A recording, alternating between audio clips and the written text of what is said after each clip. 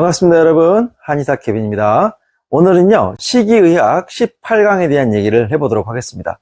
자, 17강까지는 이제 소화가 안 돼서 고생하시는 분들, 식도염, 담적, 소화불량, 기능성 소화장애, 만성 위축성 위염, 장상피화생, 이런 분들에 대한 설명을 드렸는데요. 오늘 강의는 너무 식욕이 땡겨서 식욕을 억제할 수가 없어서 하루에 6끼, 7끼 혹은 매일 야식과 술 이런 걸 드셔야 되는 분들, 밤마다 치킨, 피자, 그죠? 패스트푸드 너무나 즐기시는 분들 많죠? 그런 분들 왜 그런지, 그리고 해결 방법이 뭔지를 한번 설명을 드릴게요. 궁금하셨죠? 맨날 못 먹어서 몸무게가 40kg 초반대, 30kg 후반대 이런 분들 얘기만 했지, 나는 너무 많이 먹고 너무 잘 먹어서 탈이다, 그런 분들 있었죠? 그런 분들 오늘 설명을 드릴게요. 자, 왜 나는 이렇게 식욕이 폭발하고 먹는 것만 보면 환장을 하고, 그죠? 우리가 음식을 먹는 수준이 아니라 좀 속된 말로 처먹는다고 그러죠? 하루에 3끼를 넘어서 4끼, 5끼, 6끼, 7끼까지 간식까지 또 야식까지 드시는 분들이 있습니다. 그런 분들은 영양 과잉으로 인해서 반드시 몸에 문제가 올 건데요. 우리가 이제 많이 먹으면 좀 처먹는다 이렇게 표현을 하는데, 사실은 진짜 조금 절제를 좀 해야 됩니다. 우리가 그렇게 많이 먹다 보면 나중에 암이 오더라도 어떤 암이 오기가 쉽냐면은 췌장암이 올 수가 있어요. 여러분들 우리가 먹방을 많이 하시는 분들 있지 않습니까? 그런 분들은 그것을 소화시키기 위해서 췌장액이 많이 나와야 되기 때문에, 소화를 시키기 위한 췌장액이 많이 나와야 되기 때문에, 결국 먹방을 유튜브를 통해서 많이 하시는 분들은 나중에 췌장암으로 고생할 확률이 매우 높습니다. 우리가 인체에서 어떤 근육을 많이 쓰면 그 근육이 커지고, 그죠? 그 근육이 딱딱해진단 말이죠.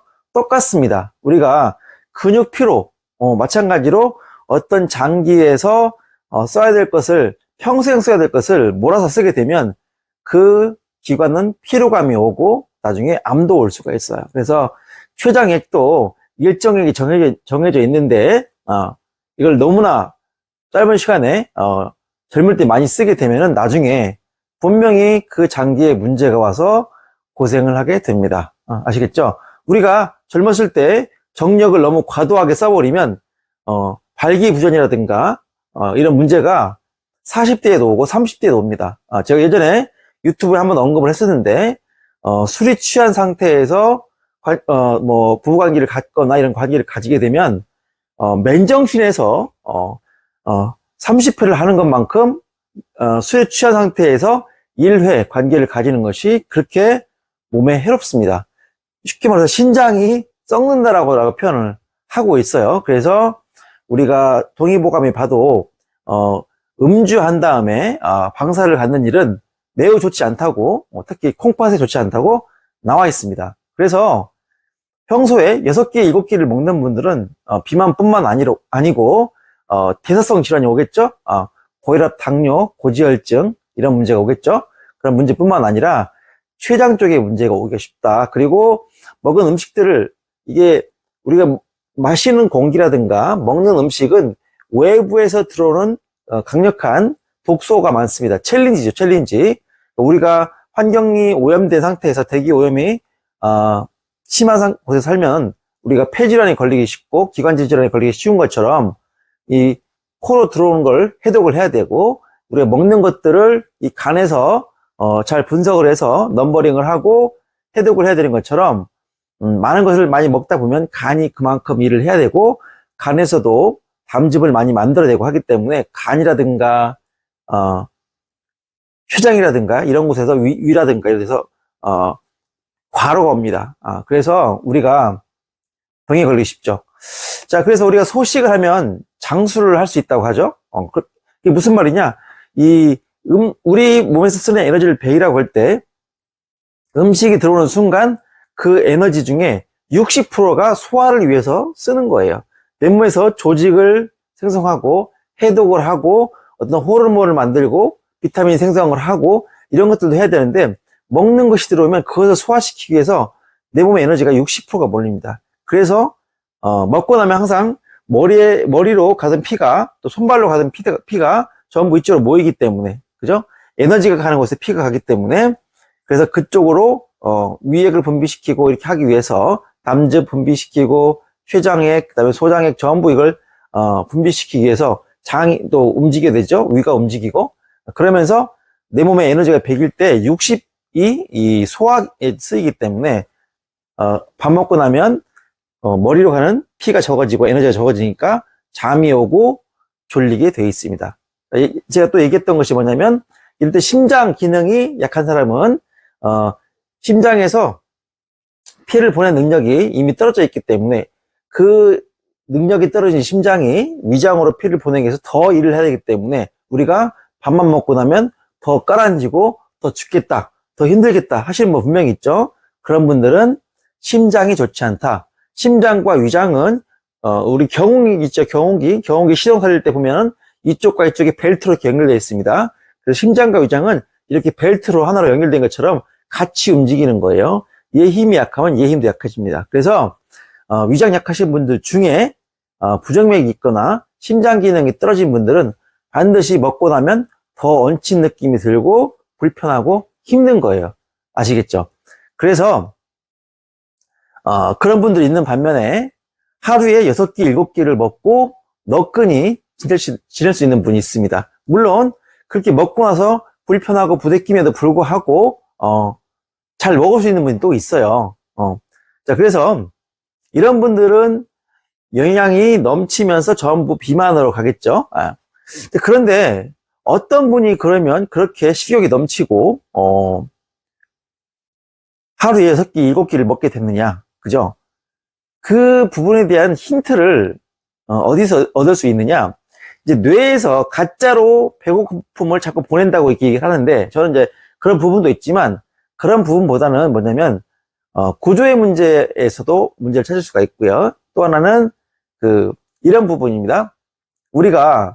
제가 이제 소화가 안 되는 분들 설명할 때, 심장에서, 우리가 이제 그 음식이 들어가면 위장으로 이렇게, 이게 위장이 있다. 그런데 이제 식도를 통해서 음식이 이렇게 들어오면은, 음식을 소화시키기 위해서 심장에서 피를 이렇게 보낸다고 했습니다. 그래서 피가 이렇게 위장에 와서 위가 충혈이 된다고 그랬어요. 우리가 남자의 성기가 발기를 하려면은 이렇게 피가 몰려서 발기가 되는 것처럼 위장도 피가 와서 위벽이 충혈이 충분히 돼서 위가 빨갛게, 위 내벽이 빨갛게 됐을 때 그때 위산이 충분히 나오는 겁니다. 그래서 소화가 안 되는 분들은, 특히 위산 저하인 분들, 밥만 먹으면 더부룩하고 가스차고 트림나고 명치가 답답하신 분들은 일단 위장이 안 움직인 거 플러스 이 심장에서 위장으로 피가 충분히 오지 못하기 때문에 그 결과로 또 위벽에서 위산이 적게 나와서 위산 저하이기 때문에 음식을 제대로 소화시키지 못한다 그랬어요. 이걸 갖다가 우리가 반대로 생각하면 됩니다. 하루에 6끼, 7끼를 먹을 수 있고 고기를 혼자 5인분, 6인분을 먹는 분들은 이 심장도 튼튼하시고 또 심장에서 위장으로 충분히 혈액을 보내서 위액이 저하가 아니고 그 반대로 많이 나오는 거예요. 많이. 그래서 어떤 음식이 와도 금방금방 얼음이 눈 녹듯이, 그죠? 그래서 금방금방 녹일 수 있기 때문에 우리가 그런 분들은 6끼, 7끼를 먹을 수 있는 겁니다. 이해가시죠? 비근한 예로 제일 쉽게 우리가 이해할 수 있으려면 여러분 갑상선 기능 항진증이 있어요. 갑상선 기능 저하가 있고 갑상선 기능이 항진된 거, 과활성화된 거 있죠? 그런 분들은 초기 때, 갑상선 기능이 활성화된 초기 때는요, 우리가 그분들은 기본적으로 눈알도 이렇게 튀어나오죠. 그럼 심장도 엄청나게 빨리 뛰는 빈맥이 있습니다. 100번이 넘어가서 120번 뜁니다. 몸이 많이 피곤해요. 쉽게 열이 나고 흥분합니다. 자, 그런 분들은 심장이 빨리 뛰기 때문에 심장에서 피를 전신으로 보내는 속도가 빠르죠. 그리고 위장도 마찬가지로 빨리 피가 충혈이 될 수가 있는 조건이 되는 거죠. 그렇기 때문에 그런 분들은 사실 음식을 먹으면 위액이 충분히 나오기 때문에 금방금방 소화를 해서 많이 먹을 수 있어요. 제가 이제 갑상선 기능 항진증 뭐 1년차까지는 보통 보면은 갑상선 기능이 항진되면서 갑상선 호르몬이 나오면 심장을 뛰게 한다고 그랬죠. 심장을 막 뛰게 합니다. 이게 과도하게 분비되기 때문에 심장이 막 빨리 뛰면서 빈맥이 형성됩니다. 그런 분들은요, 특징적으로 상열이 잘 되고요, 땀을 많이 흘리고 몸에서 땀이 잘 납니다. 플러스 식욕이 너무나 증진이 되셔서 그런 분들은 키가 작고 이름에도 불구하고 엄청나게 드세요. 엄청나게 드세요. 아시겠어요? 그렇게 생각하시면 우리가 위산이 좀 과다하게 나오는 상태가 바로 하루에 6끼에서 7끼를 먹을 수 있는 그런 사람입니다. 그래서 갑상선 기능 항진증 후기로 가면서 이제 그런 분들이 너무나 열이 많이 나오면서 몸에 이제 갈수록 마르지만 갑상선 기능 항진증 초기 때는 이런 원리 때문에 심장이 빨리 뛰면서 위가 충분히 위가 빠르게 충혈이 되면서 위액이 많이 나오게 되죠. 그러면서 음식을 금방금방 강한 산성 위액이 있기 때문에 녹여내기 때문에 밥을 많이 먹게 돼요. 고기도 많이 먹고, 그죠? 그래서 그런 분들 사실 갑상선 기능 저하증보다는 갑상선 기능 항진증이 사실 치료 기간도 짧고 훨씬 치료가 쉬운 편입니다. 그런 분들은 뭐냐면 기본적으로 빈맥이 있지 않습니까? 맥이 120번 찌른 것 같다가 100번 이하로 낮추면 돼요. 그러면 어렵지 않게 그 문제가 해결됩니다. 그래서 갑상선 기능 항진증은 최근에도 저희 한의원에 여러분들이 오셨는데 사실 빠르게 해결되는 경우가 많습니다. 예, 항진증은 한의학적으로 상당히 치료가 잘 되는 질환입니다. 어떻게 했겠어요? 기본적으로 구조를 보죠. 심장으로 가는 신경은 3번, 4번, 5번, 또 폐도 관련이 있기 때문에 1번, 2번, 또 소화 관련해서 6번, 7번, 8번 이런 부분이 전부 체형이 틀어지면서 앞뒤로 틀어지거나 좌우로 틀어져서 문제가 와 있습니다. 기본적으로. 그리고 갑상선은 이제 목도 문제가 있기 때문에 다 같이 봐주죠. 거기를 보면서 혈액의 열을 꺼주는 그런 한약들이 있어요. 그런 건강식품들이 있습니다. 그런 것들을 권해서 드시게 하시면 사실 빨리 정리가 돼요. 그래서 여러분들 제가 병원에 가서 검사를 했는데 갑상선 기능 항진증이 아님에도 이렇게 식욕이 땡기는 분도 있습니다. 그런 분들은 뭐냐, 여러분들 내 몸에 혈액이 뜨거운 거예요. 뜨거운 거. 그래서 혈열이 있는 분들, 우리가 한방에서 한약의 가장 큰 장점이 뭐라고 그랬죠? 제가 한약은 보약의 개념이 있습니다. 보약. 우리가 녹용 들어가는 한약을 보약이라고 하는데 꼭 녹용이 들어가지 않더라도 내 몸에 부족한 부분들을 채워주면 그것이 보약이 되는 거예요. 플러스 한약은 한열, 몸이 뜨거울 때, 몸이 너무 차가울 때를 이렇게 보충할 수 있는 한약재가 있어요. 그죠? 계피나 우리가 흔히 말하는 부추나 인삼, 마늘 먹으면 몸이 뜨거워지죠. 그런 것처럼 부자라든가 육개라든가 계지 같은 이런 약들을 쓰게 되면 몸이 너무 차가운 것이 따뜻해지게 됩니다. 그리고 이제 순환을 시키면 또 따뜻해지죠. 마찬가지로 몸이 너무 뜨거운 경우도 우리가 그 찬물을 부으면 물이 촥 뜨거운 물이 가라듯이 이렇게 차가운 것을 뜨겁게, 뜨거운 것을 차갑게 할 수 있는 한약재가 있는 것이 사실 양약에 비해서 엄청난 큰 장점이에요. 그래서 저는 한약의 장점을 말하라 그러면 보약이 있다는 거하고 한열을 잡을 수 있는 한약재가 있다는 걸 말씀을 드립니다. 그래서 여러분들 그런 한약을 먹으면서 체형 교정하면서 도침을 이렇게 해주면 식욕이 사실 많이 정리가 돼요. 그래서 나는 왜 이렇게 맨날 밥맛이 좋고 너무 맛있어 이러시는 분들 있잖아요. 그렇게 한약을 드시면서 치료해보면 혈열이 꺼지면서 심장도 편안해지고 식욕이 확 줄어들게 됩니다. 제가 나중에 살 뺄 수 있는 프로그램도 한다고 그랬죠. 그런 부분들이 하나가 들어있어요. 그러니까 사람은 살이 찌고 음식을 많이 먹는 경우가 또 더 있지만 일단 그렇게 그 부분이 상당히 크게 좌우를 합니다. 아시겠죠?